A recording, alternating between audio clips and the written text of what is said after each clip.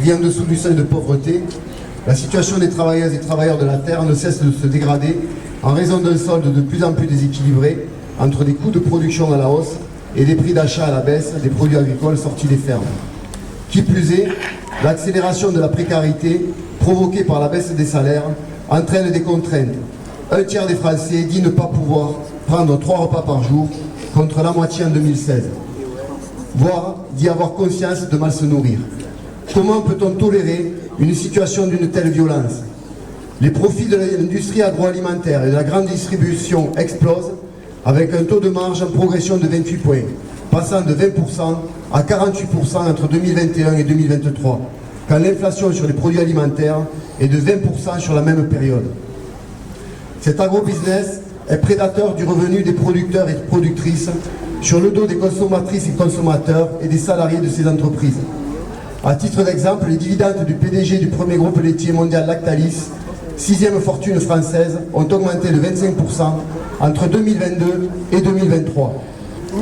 Face à une mobilisation de terrain et d'ampleur totalement légitime, le gouvernement a mis en pause le plan Ecophyto, répondant ainsi aux demandes de l'agrobusiness et à l'exécutif de la FNSEA. C'est une très mauvaise nouvelle pour l'environnement, la biodiversité et pour les paysans et paysans elles-mêmes, les salariés et saisonniers qui sont les plus exposés aux maladies directement liées aux pesticides.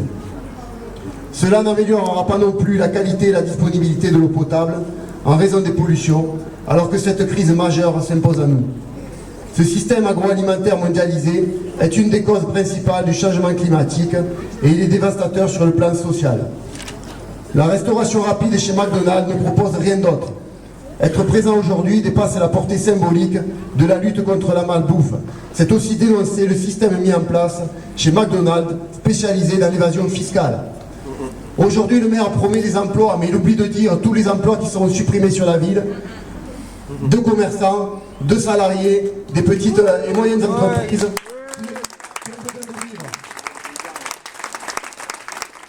Travailler chez McDonald's, c'est la garantie d'un contrat précaire avec un temps partiel imposé.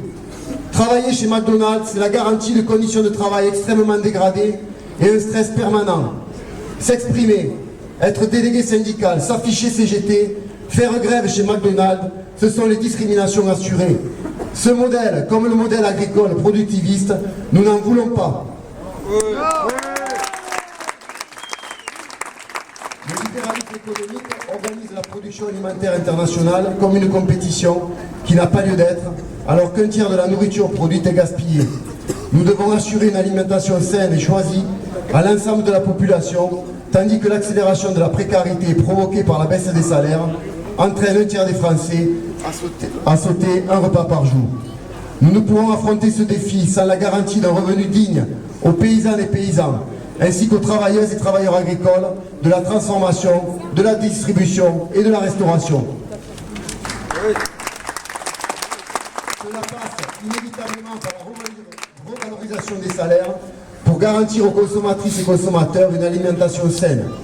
N'oublions pas que l'on parle du besoin le plus élémentaire de l'humanité, se nourrir, et il en va de notre souveraineté alimentaire. Nous devons d'urgence nous mobiliser ensemble, salariés, retraités, privés d'emploi, paysans et paysans, pour que l'agriculture et l'alimentation répondent aux besoins de la population et non pas à ceux du marché et du capital.